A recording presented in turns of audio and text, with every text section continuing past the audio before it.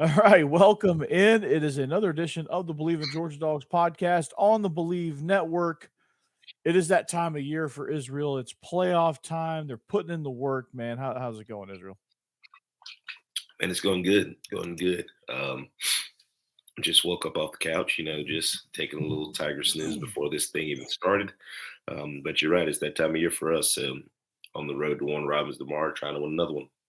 There you go, man. Well, it started last week, and y'all came through, right? Yep, we're on round two. Round two. So, Warner Robins, the Red Devils. They're the Demons. This is actually a matchup from last year's state championship game. Oh, we played them last year. Okay, all right. So they're looking to get a little revenge. Y'all are looking to not let them. So that'll be a fun contest. I'm wearing my green for you, and Appreciate it. I think you guys are going to advance to the quarterfinals, or at least you better. Oh yeah, that's the plan. That is definitely Warner Robins the plan. don't want none of that.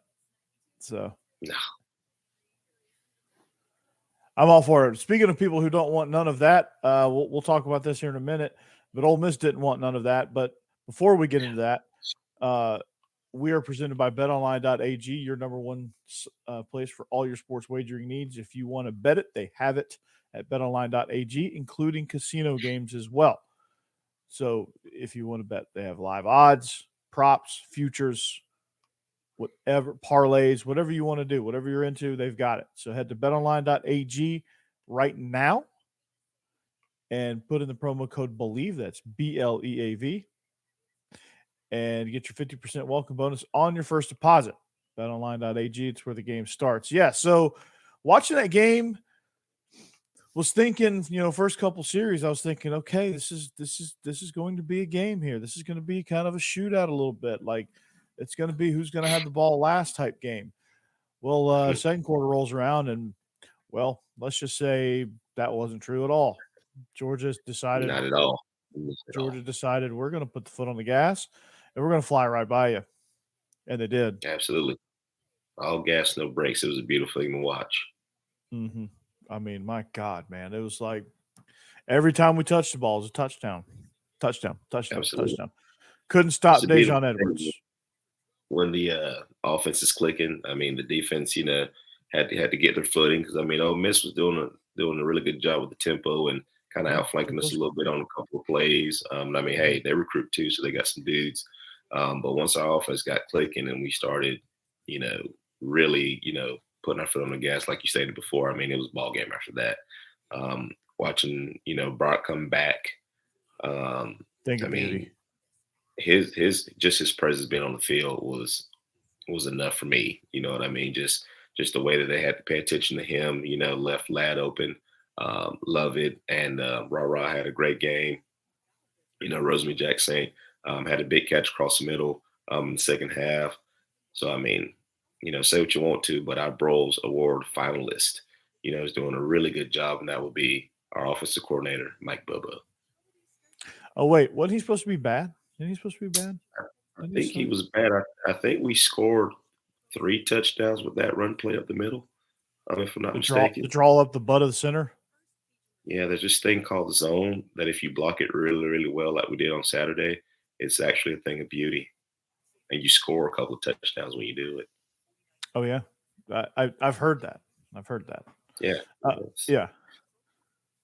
So, like, nice what do you – so when you're scoring like this, right, you got Kendall Milton, Dejon Edwards going in the run game. Carson Beck literally was not touched.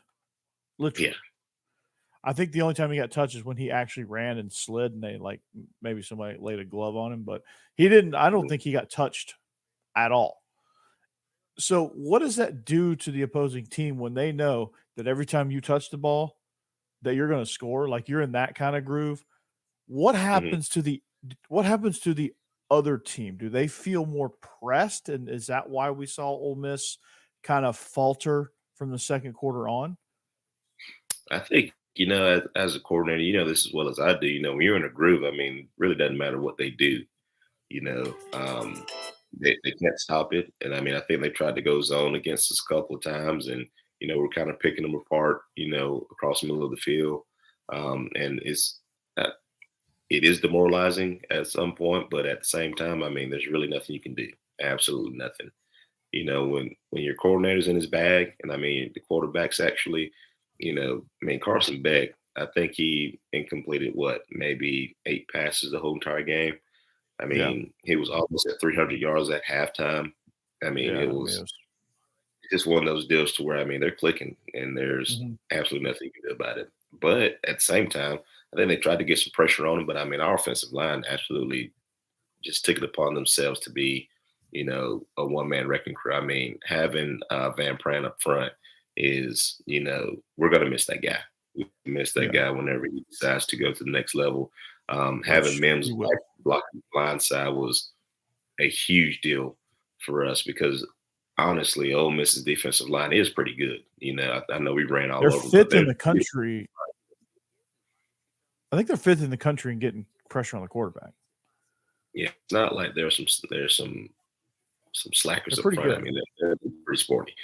But having Mims back and, just I think that offensive line, those five guys being together once again, I think you see what happens when they start to click and it finally starts to happen. I think watching Mims play, you know, I, you hate to say guys take it for granted, you know what I mean? But I think that injury kind of woke him up a little bit like, hey man, it could be over any day now. You know what I mean? But Mhm. then just watching him play, you can definitely tell, he was happy to be back. He was excited to be back and playing that game. You can really tell the difference. Oh yeah, totally, totally, and it was way noticeable because like I mean, pass pro's been good all year, but B, the run game drastically improves. I mean, you get a guy like that back, that's going to happen. Mhm. And all of our runs were away from the tight end. So Yeah. everybody was crowding over to Brock's side. I mean, we basically used Brock as a decoy. It would send him out in the flats and things like that, especially when he was lined up in 20 personnel. Hmm. And so it was, I mean, Coach Bobo, I mean, he was on a roll Saturday night now. Like there was literally no play that he called that just wasn't going to work. Right. Even on the pick that Carson Beck threw, I mean, Lovett had it. I He can't. just, Well, I think I want to say it was Lovett, but I mean, he just kind of slipped and just fell off his hands, and it was just a lucky pick. But yeah. I mean, he was right in the right spot. I mean, he was another pass across the middle of the field. Yeah. Right spot, right throw. Maybe could have been a little lower, if we're nitpicking, but otherwise, no, it was a good decision there. Mhm. And so a better question now, I guess, would be like the psyche of Lane Kiffin calling his offense when he sees that our offense is clicking. And that's got to put even more immense pressure on him to go out there and perform. Same likewise with Jackson Dart and that side of the ball for them. Going against our Mhm. defense is hard enough, but when we're clicking like we were, that's got to seem insurmountable, right? Absolutely. That's really who it affects. You know what I mean? As a defense side, you're like, hey man, they just got us. But as an offense, you start to press a little bit. But I don't think Ole Miss started pressing. I just think that the actual atmosphere, I think, got to him. Jackson Dart, kind of threw some errant throws here, but I mean, they were still making plays. At the end of the day, I think they kind of got away from the run a little bit, Mhm. which was really good. But then, I say that, but after the third series after they scored 14, I mean, we were just knocking the hell out of that running back. I mean, every time they tried to run it, I mean, he was just getting smacked. I think we did a good job of taking away what they like to do. They like to throw screens. And, between Bullard and Lasser on the outside, those guys did a really good job of taking that away. And then we started hitting Dart. You never Yeah. want to see a kid get injured, but we started getting after him and started hitting them. And I think that really affected them as well. Yeah, I mean, you start getting a little scared back there. I mean, those guys are fast and physical. Yes. Uh, Bullard coming one, they threw the bubble and go, the hitch and go on the outside. I mean, he came from the hash to the field numbers and mhm, picked that ball off. And then he yeah, had one, they threw a screen and he came down when they were going toward the Bulldog. And he came down and made a tackle on the screen behind the line of scrimmage. And he was at about 14 yards off he and closes quick, tackled him for man. a loss. Yeah, he closes quick, dude, and he comes and he's there. And he thumps it. The guy goes backwards. Hmm. Dude, Bullard, whenever he moves on, oh my God, that's going to be Yeah. that's going to be a big miss. Like we need to find another Bullard, another nickel guy that can cover down in the slot, play against the run. Just like he's the enforcer back there. He's the hitter. Yes, And he then is. he's the hitter, and he can be because we have Laster, now Humphrey and Hmm. Starks, Hmm. and Our we're pretty secondary, set, so we can have him. our secondary looks good. I mean, we got some freshmen playing up front now, especially at Mhm. the linebacker position with Dumas Johnson out. CJ Allen, One thing. CJ Allen played his ass off. Yes, there was one play today, which I want to mention. This is what coaching and building a relationship with your players does. I think it was on when they went up 14 and we got the substitution penalty, and you got Schumann and Smart. They're getting on to him. I can't remember exactly what player it was. Number 35. For some reason, I had his name all in my head today. But anyways, they were getting on to him, and you just see I think him it's look at him and say, Raylan "Yes, Wilson. that's it. It was Wilson." Yeah, So, Raylan Wilson. I I'm remember coming out, this. and Kirby's ripping him a new one. He starts turning red, and he starts doing this and shaking. Mhm. And Raylan's like unfazed. He's like, "Yes, sir." And then Kirby comes back and like then explains to him like, "Why am I getting in your ass a little bit?" And I'm like, you know, we can say what we want to about how undisciplined we've been just on the play on the field at Mhm. times, but I mean that's coaching. That's building a relationship with your kids. I'm gonna get on that tail, and then I'm gonna explain to you why I'm getting on that tail. Because the standard is the standard. This is the expectation. This is how we should play every single down. And it's basically just stupid penalties. That kind of really get coaches fired up. But the way he took that ass chewing and then came back the very next series and made a sack on the quarterback was absolutely beautiful. Yeah, that's culture. That's culture. Yes. That's not just Kirby cultivating that relationship. That's the other guys also upholding whatever standard is there. Hmm. And that goes back to remember the first national championship win where N'Kobe Dean got all over Hmm. Channing Tindall, and then the next play Yeah. he makes a big sack. Like it's like that. Like Tindall didn't bat an eye, Yeah. right? He didn't bat an eye. He just said, "Okay, I'm gonna go do it." Then he went and did it, and Hmm. then they dapped it up and they celebrated. It's that. Like that's been happening for years now. That's just an ingrained culture within the program that just keeps getting passed along, and Hmm. I love it, dude. Like, and these guys are just, eh, you know, the ones that can handle it. Obviously, the ones that can't usually hit the portal, but Yeah. I remember exactly what play you're talking about. I remember thinking, "Oh boy, Kirby mad. Kirby's And mad then at you that see him kid. calm Holy cow!" really quick. He like calmed down. He like, "Hey man, come here." And then he started talking to him again. And then they kind of pan away from the camera. I was sitting there thinking about that today when I was watching. I'm like, you know what? That just shows that this team is really growing up. Last couple of games, we had a nail biter against Missouri. We kind of went out and thumped Florida, and we got a big one this Saturday. And in between that is an Ole Miss team that could really give you some problems. Missouri had me really, really scared, especially after watching what they did to Tennessee. Now, I Yeah, mean, my feelings were pretty much warranted in what I thought, but Ole Miss can kind of get you too, and just watching them play and watching them bounce back and then not phase them. Watching Coach Schumann just not panic. Defensively, and because some nights, I mean, the offense ain't gonna have it. I mean, they had it Saturday, but let's say this Saturday that they ain't got it. You're gonna need some defensive plays, step up, couple turnovers here and there. yeah, So it's just one of those deals to where I think we're clicking right at the right time. Going into Tennessee, we got Tech, everybody comes out, injury free in that game. And then we got the SC championship, which everybody's predicting Alabama, to win that game. So, of course they are. it's going to Yeah. be now it's nut cutting time for our guys, and I Mhm. think we're hitting our stride right at the right time, especially watching us one not falter on defense on Saturday after giving up those quick touchdowns, and then we're just watching our offense just continue to methodically move the ball downfield and get better and better each week. Yeah, absolutely. And speaking of this week, we're traveling up to Rocky Top. We're 10.5-point favorites, Israel. What do you see in this game? Let's just leave Knoxville injury free.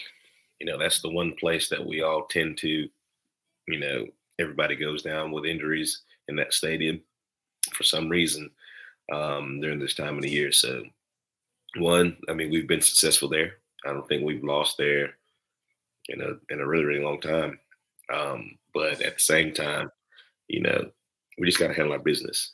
It's that point of the year to where you don't want a loss to a Tennessee team to affect anything else moving forward.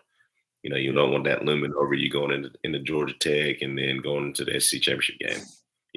My freshman year in 2007, that's really the loss that kind of got us. We had already lost to South Carolina at the beginning of the year, and then Tennessee kind of thumped us on the back end. So, going up to Tennessee is going to be a hostile environment. You still got to worry about the tempo of Tennessee. They're still a really, really good football team. Don't let last week to week in the SEC is really, really different. So a team can just play like doo-doo for the week before, and then all of a sudden, they're like, the best thing since sliced bread, the very next week. So you just got to be ready to play every game. Playing the SEC is hard. You hear Kirby say it all the time. That's why he's not looking forward. You hear him say it all the time. Hey, we got to play Tennessee next week. Every time they ask him about, hey, are you ready for the 3P, blah, blah, blah, he's like, no, we got to play Tennessee next week. And next week is going to be, we got to play Georgia Tech next week. One game at a time. Speaking of Georgia Tech, Buster is a Broyles nominee. Absolutely. Hell yeah. And we'll talk about this in the Georgia Tech week, but them being good is important to this rivalry. So, but we'll get into that during Georgia Tech week. But I wanted to ask you about Tennessee, because this is the one thing this is what makes Tennessee so dangerous. And then, at times it also kind of limits them when they're not clicking like they should be.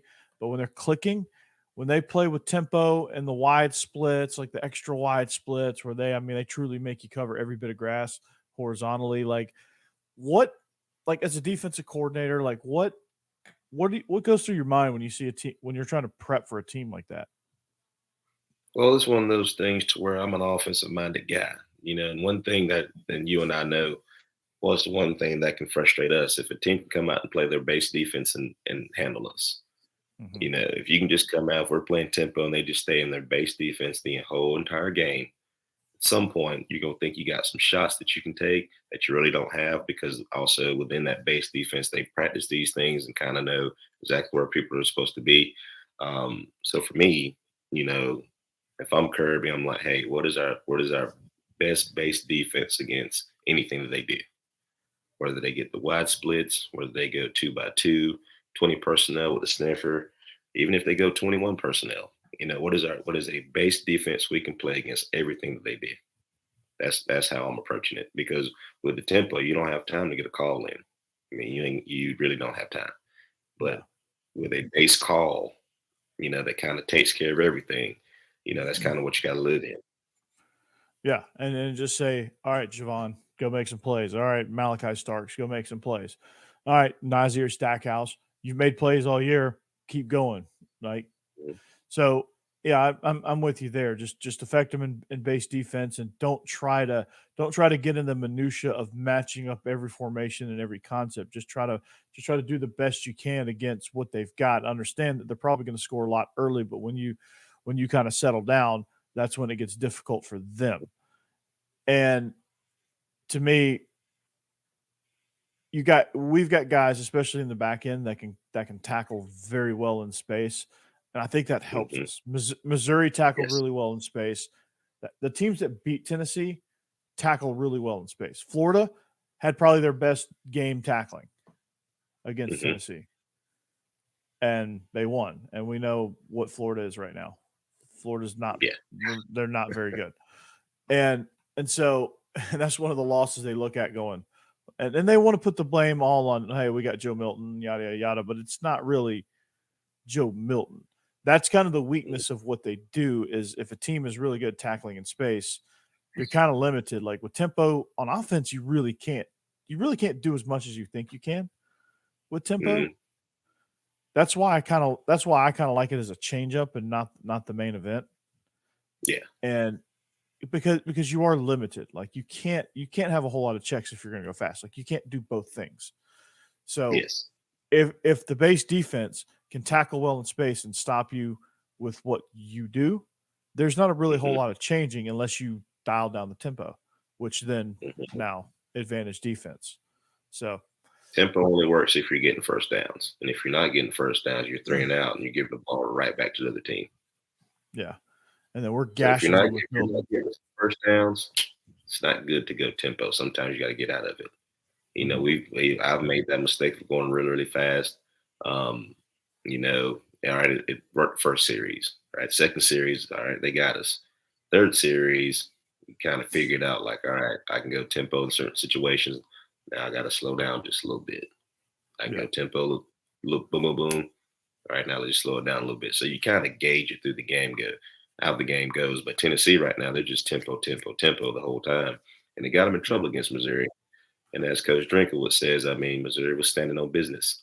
He did Hmm. run away like a scared little, Yeah, school kid, when he yeah. said that. But I would have stood there and looked him in his face and told him, Yeah, you got to at least stand in there a little bit to face the music because your words do have consequences. He didn't want to see what those consequences were going to be. He was just going to say it and get the what out of there. absolutely, Goes drink. He's still God Almighty. Uh, such a nerd. He's such a such a cool nerd. nerd. Such a nerd. He's The a coolest. financial advisor. Yeah, absolutely. Yeah, he's a mortgage lender. I remember seeing Definitely. those pictures of what they would be if they weren't a head coach. Kirby was a Oh, history teacher, wasn't he, or a youth yeah, pastor? something like One of that. those things. Something like that. History teacher that coaches football or whatever. Yeah. Yeah, So they never would let Kirby Smart be a youth pastor. If y'all listen to any of his practices, yeah, that wouldn't go. It wouldn't fly. which by the way, he was not happy after Bloody Tuesday the other day. After No, he looking at wasn't. that, after looking at that press conference, he was not happy. I don't know what happened. He was in a foul mood. They didn't practice good. Oh, Ole Miss got coach 30, by the way. Have you seen that? I haven't watched it yet. I have not. I did see the what was? I did see the Penn State and Michigan one. Yeah, that. Mm, They keep getting like I keep thinking, okay, this is going to get old at some point. it doesn't. It doesn't. You're It's right. not. It doesn't. It does not get old. I love it. Coach 30. So Ole Miss got coach 30. This is it's brutal. On your ass like Jesus riding into Jerusalem. That's one of the quotes. Oh He, man. he goes, he goes, Darnell, I tricked the defender, left him watching the rest of the play on your back like Abraham Lincoln. Mm. Like, oh, uh-oh. If you're wondering, for those of you who are curious, meetings like that sound exactly like Coach 30 says that they do. Like those They're accurate. meetings, like when you mess up, they are very, very accurate to what those sound like. So anybody out there that's thinking about playing college football, and if you can't put like this, if you can't handle your high school coach getting on to you, you should go and watch every Coach 30 video and ask yourself, can I make it in these meeting rooms? Can I handle that? Because if the answer is no, you should probably go play marbles Go or play something or else. Go or run track. It's an individual yeah, sport. that you're by yourself, like golf or tennis. And Yeah. tennis and golf, because it's single, you're an individual at that point. So Mhm. And anything unless where you're you're an individual that doesn't involve other people, that's what you should go play. or doesn't involve film sessions like baseball. That no, baseball's got film now too. Oh, okay. Mm, Well, Georgia baseball's they got a new era under Wes Johnson, so it's gonna be fun to talk about during baseball season. Um, absolutely. so Tennessee is 7th in the country in sacks, and that's good for second in the conference with 33 sacks. Is this gonna? Is Georgia? They lead the SEC fewest sacks. I don't know what their national ranking is. It's got to be pretty good. They've only given up 9 sacks all year long. That's impressive considering this is a unstoppable force, immovable object. Which one wins? Is Tennessee going to get a few sacks, or is this gonna hold up? I think they'll get us at least once. I think after watching last week, and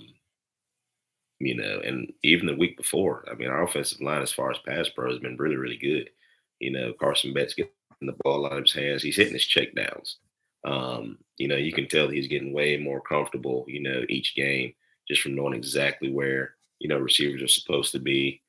He's hitting them in stride. It's not like he's waiting for them to get there and then throwing the ball. Like he's releasing it, right in those windows. So I think they'll probably get us once, because Tennessee also recruits players as well.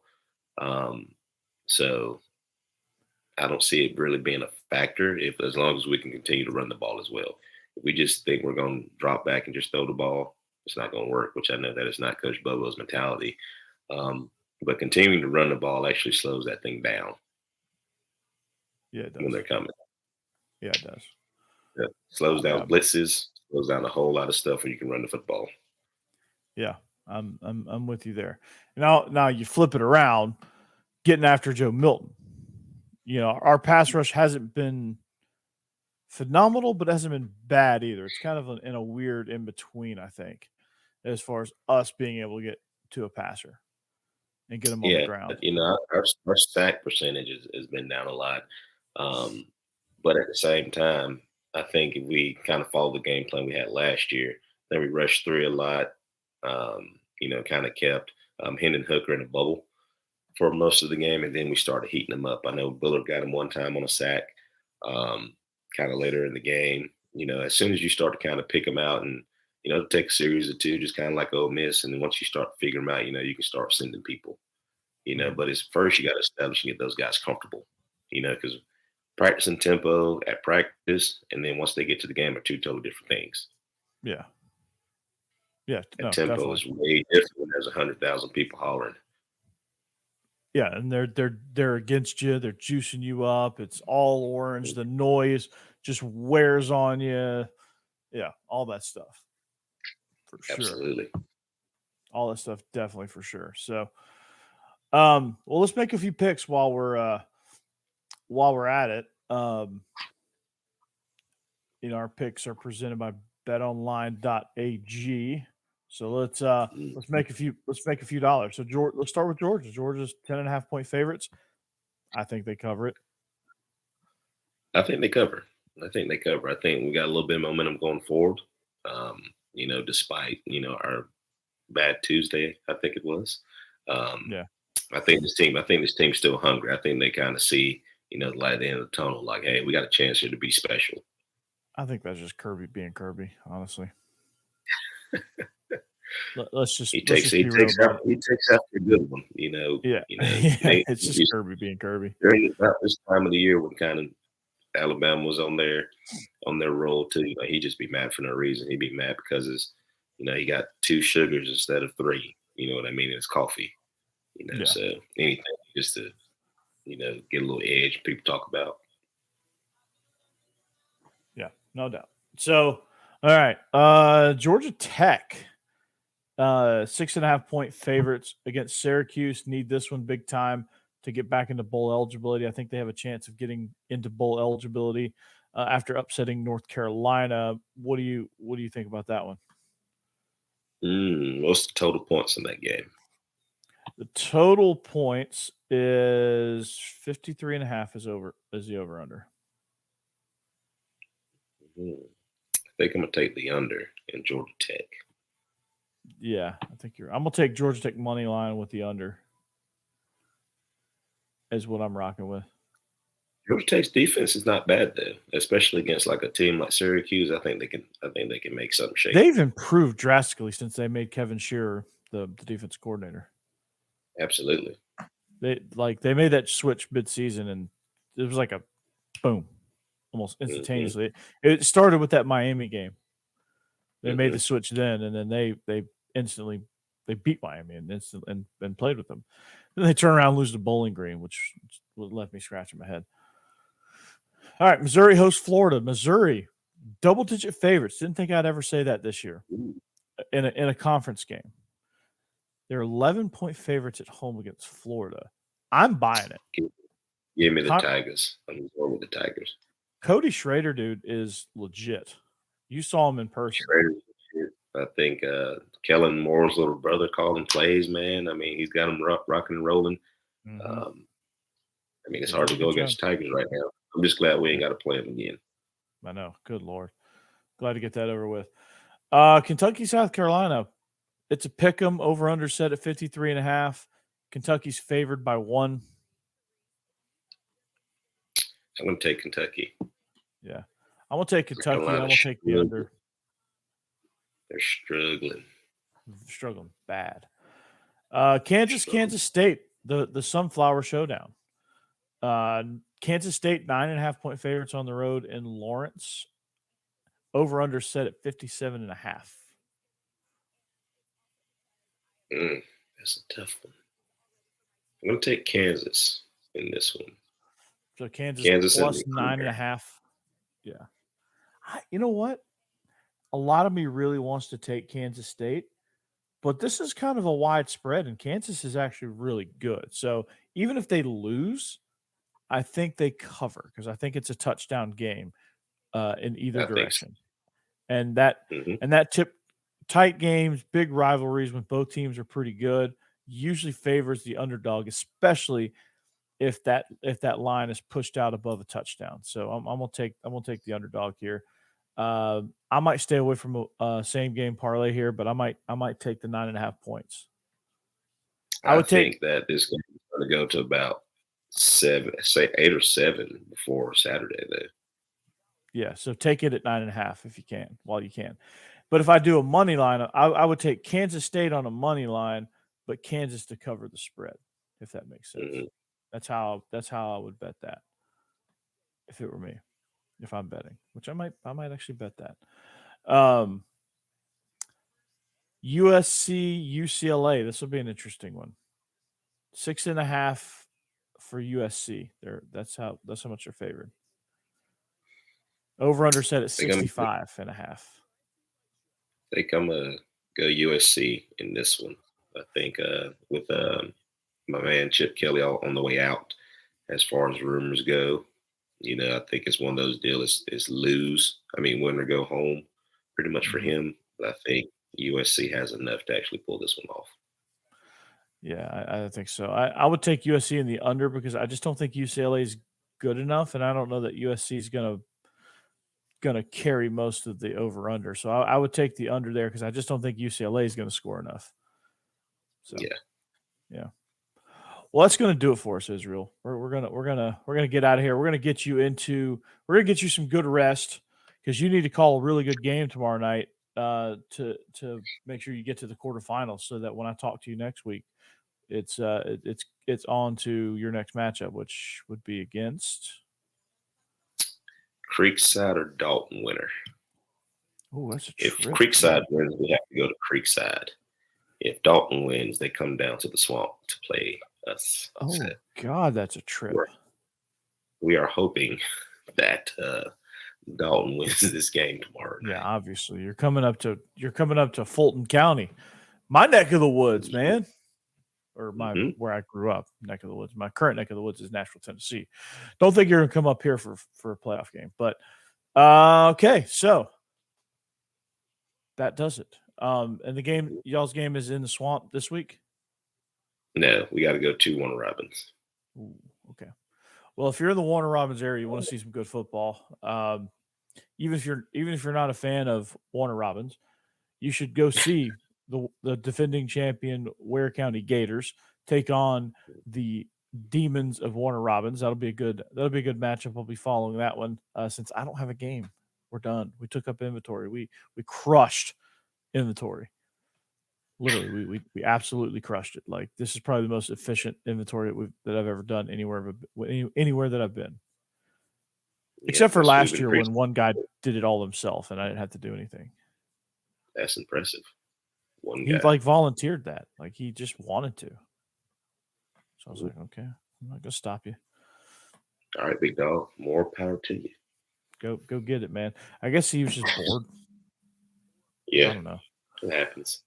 It happens. So, all right, dude. Well, again, if you like what you hear, find us on social media.